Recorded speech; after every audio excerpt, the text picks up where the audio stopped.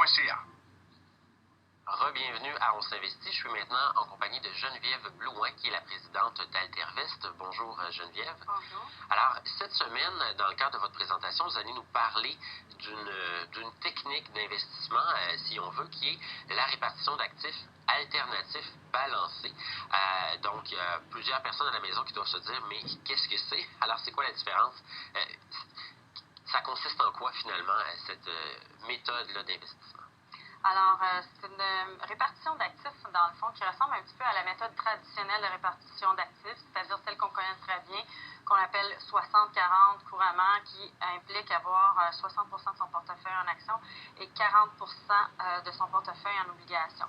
La répartition alternative balancée, elle, va prôner une répartition d'actifs de 40 vers les produits alternatifs, 30 en obligations et 30 en actions traditionnelles. Et quels sont les produits alternatifs? Alors, les produits alternatifs, en fait, c'est un peu défini comme tout ce qui n'est pas traditionnel. Entre autres, l'immobilier est considéré comme un produit alternatif, ou on peut penser aussi au fonds rendement absolu, qui est un produit alternatif, ou un des produits qu'Altervest offre, par exemple, c'est notre fameux fonds de volatilité, qui est un produit alternatif. Donc, ce n'est pas des actions traditionnelles ou des obligations. Donc, mais si on investit dans la portion alternative, si on veut acquérir des actifs immobiliers, on le fait quoi par l'intermédiaire de fiducies immobilières? Oui, tout à fait. Alors, c'est ça. Alors, en anglais, on appelle ça des REITs, donc ça peut être coté en bourse. On peut investir aussi, par exemple, dans des placements privés, du venture capital. Par contre, dans la répartition d'actifs que je vais montrer, elle est plutôt conservatrice et traditionnelle. Alors, on va à la diapositive suivante. Tout à fait, oui. Alors, en fait, on a donné un exemple ici. Ce qu'on a fait, c'est qu'on a pris deux de nos produits chez Altervest. Normalement, par exemple, un portefeuille typique qu'on prend chez un client, environ une trentaine de pourcents d'actions américaines. Alors, nous, on se dit, bon, ben, quelles sont les solutions dans le placement alternatif qui existent pour réduire le risque du client puis améliorer le rendement? Parce que le but du placement alternatif, c'est vraiment ça. C'est de réduire le risque, améliorer le rendement et préserver mieux le capital. Donc, ce qu'on a fait, nous, c'est qu'on a créé un produit à l'interne qui s'appelle le S&P++, qui imite le S&P 500, qui bat juste de 300 basis points. Puis on l'a marié, dans le fond, avec notre stratégie de volatilité. Donc, à la place d'avoir 30 d'investis dans les stocks américains, on va prendre 15 dans la stratégie de volatilité, 15 dans une stratégie similaire au S&P 500. Puis, ce que ça nous donne, dans le fond, tout ce qu'on a fait, c'est qu'on a divisé le rendement par la volatilité. Le rendement, ben, c'est ce que vous avez quand vous investissez. Puis la volatilité, ça vous indique le risque. Donc, on veut savoir combien de rendement j'ai par unité de risque. On voit que, dans le fond, on a, pour le même niveau de risque, on a 2 fois plus de rendement avec la stratégie alternative. Donc, c'est plus payant. C'est beaucoup plus payant et c'est moins risqué. Mais en même temps, Geneviève, vous nous avez dit qu'un des objectifs, c'est de protéger le capital. Donc, est-ce qu'on peut penser que c'est un produit, une méthode d'investissement qui s'adresse notamment aux gens qui approchent de la retraite? Oui, justement. En fait, c'est spécifiquement pour les gens qui approchent de la retraite. Parce que le placement traditionnel, la répartition d'actifs traditionnels, en fait, ce qu'elle va faire, c'est qu'elle va passer, au fur et à mesure que vous vieillissez, tout ce qu'elle va faire, c'est qu'elle va réduire votre portion d'actions, puis elle va augmenter votre portion d'obligations.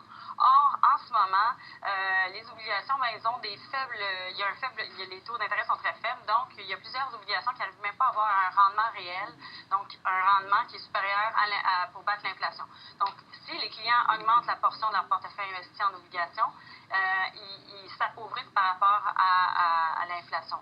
Donc, c'est important de trouver des solutions d'investissement qui vont pouvoir amener de la performance tout en préservant le capital pour les clients. Et donc, dans le placement alternatif, justement, on mentionnait qu'on retrouvait là-dedans des investissements dans le secteur immobilier par le biais, par exemple, de REIT, là, de fiducies immobilières négociées en bourse. Est-ce que ces entreprises-là, actuellement, dans l'environnement de bas taux hypothécaires qu'on connaît, de bas taux en général qu'on connaît, est-ce qu'elles sont avantagées? Oui, justement. Alors, les REITs, justement, bénéficient des faibles taux d'intérêt. Eux, ça devient plus avantageux pour eux. Alors, en période de faible taux d'intérêt, les REITs font normalement bien. Donc, c'est pour ça qu'entre autres, je vous ai mentionné les REITs. Et puis, en plus, ben, ils payent un bon dividende. Donc, si, par exemple, vous avez un rendement d'à peu près 2 sur vos obligations, du côté des REITs, vous allez probablement pouvoir aller chercher un dividende qui va être l'équivalent de 3 à 5 Donc, en plus, net d'impôt, le revenu que vous allez obtenir, il va être supérieur, non seulement, aussi parce que le taux d'imposition sur les dividendes est plus bas. Mais est-ce que, bon, je comprends que ça fait des années qu'on dit que les taux vont remonter et puis ça ne survient pas.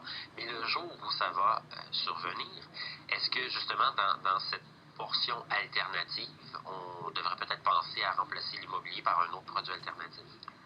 Oui, en fait, c'est ça. C'est pas seulement que l'immobilier, là, là-dedans. Oui, tout à fait. Alors, la portion alternative n'est pas du tout statique, OK?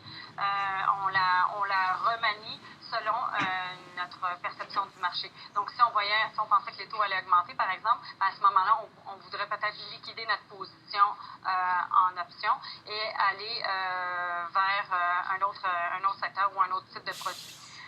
Pour le moment, si on regarde par exemple une répartition d'actifs traditionnelle versus une répartition d'actifs alternative, on aurait l'équivalent d'à peu près, comme je disais tout à l'heure, disons 30 en actions américaines, 15 en actions canadiennes, 10 en actions internationales. Alors, l'américain, comme on a dit, on l'aurait converti en stratégie de volatilité puis S&P. Le Canada, bien là, si on regarde justement le contexte du marché, on peut se dire, OK, je trouve que, par exemple, les banques sont trop exposées à la bulle immobilière de Toronto et de Vancouver. Je me sens pas trop à l'aise avec ça. Le pétrole est à la baisse. Donc, j'aime pas le rendement à risque potentiel du Canada. Alors, ce qu'on peut faire, c'est qu'on peut aller chercher de l'exposition aux actions canadiennes, mais en rendement absolu. Donc, c'est une stratégie qui va être beaucoup moins volatile, moins rentable quand le marché est très, très fort, mais qui préserve très bien le capital lorsque les marchés tombent, entre autres. Et là, cette formule-là, bon, on mentionnait justement que ça s'adressait entre autres aux gens qui approchent de la retraite, mais comme le rendement est plus élevé, est-ce que c'est un produit que vous proposez à des clients plus jeunes également? Oui, tout à fait. Je pense que la répartition d'actifs, elle n'est pas encore rendue où elle doit être. Il y a trop peu de placements alternatifs dans les portefeuilles des gens en général. Alors, on connaît très mal le placement alternatif, puis aussi, c'est un univers de placement qui est énorme, parce qu'il y a tellement, dans le fond, c'est tout sauf le traditionnel. Alors, les gens connaissent très bien la répartition d'actifs traditionnels, mais ils connaissent très peu les placements alternatifs. Donc, je pense qu'éventuellement, puis on le voit avec les caisses de pension, il y a de plus en plus, la portion des placements alternatifs est de plus en plus grande dans les portefeuilles. Et puis, c'est ça, éventuellement, donc je pense que les clients institutionnels et privés vont avoir de l'ordre de 30 à 40 de leur portefeuille en alternative. Qui adopteront ce modèle. Et vous, chez Altervis, vos clients sont principalement des particuliers ou vous faites de l'institutionnel également? On a de l'institutionnel, c'est-à-dire des family office, mais on n'a pas encore de fonds de pension, par exemple, comme client avec nous. Donc, on a beaucoup de gestion privée, en fait, qu'on gère de cette façon-là. Le family office, c'est la famille qui a acquis un patrimoine assez important, finalement, puis on vous le confie.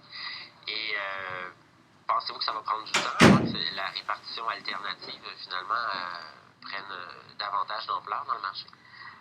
Du côté institutionnel, j'avoue que ça se fait assez tranquillement. Okay? Plus gros sont les joueurs, le plus rapide ils ont fait la transition, dans le fond. Et puis, le plus petit, les joueurs, ils ont besoin de s'informer, de s'éduquer sur les placements alternatifs. Donc, ils n'ont pas encore fait la transition. Il y a certains fonds de pension qui sont encore en gestion traditionnelle à 100 qui n'ont pas vraiment intégré des placements. Par contre, on voit beaucoup d'infrastructures et d'immobilier dans la majorité des fonds de pension. Donc, il y a cette portion-là qui a réussi à s'avancer. Alors, il nous reste moins d'une minute. Geneviève, peut-être, en conclusion, parler des avantages, finalement, d'un portefeuille qui adopte cette approche alternative. Tout à fait. Alors, la chose qu'il faut faire quand on ajoute du placement alternatif, c'est de s'assurer que notre portefeuille s'améliore pour préserver le capital. Okay. Ce qui doit arriver, c'est que le rendement en risque doit aussi s'améliorer et puis la diversification du portefeuille sera améliorée aussi. Bien, je vous remercie beaucoup, Geneviève Blouin, pour cette présentation.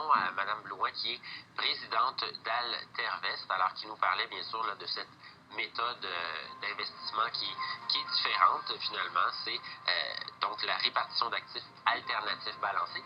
Au retour de la pause, Jean-Denis Garon est avec nous pour parler des promesses libérales. À tout de suite.